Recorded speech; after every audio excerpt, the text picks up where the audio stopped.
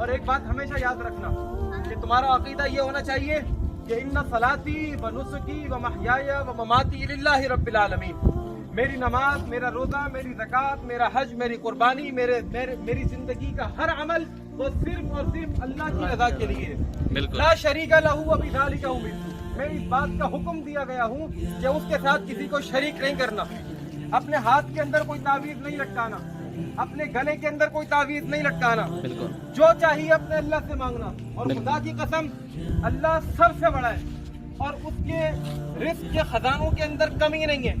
وَلِلَّهِ خَزَائِنُ السَّمَاوَاتِ وَالْأَرْضِ، اللہ کے پاس زمینوں اور آسمان کے خزانے، جو مانگنا ہے، چھوٹی سے چھوٹی چیز، بڑی سے بڑی چیز۔ اپنا عقیدہ یہ بنا لو کہ قبر والا کچھ نہیں دے سکتا،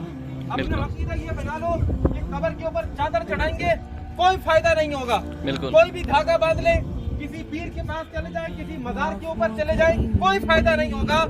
فائدہ صرف اس وقت ہوگا جب مسجد میں آ کے نماز پڑھو گے، کام کے وقت کام کرو گے، اللہ کے ساتھ اپنے تعلق کو مضبوط کر کے رکھو گے اور اللہ کے ساتھ محبت کا رویہ قائم رکھو گے۔ خدا کی قسم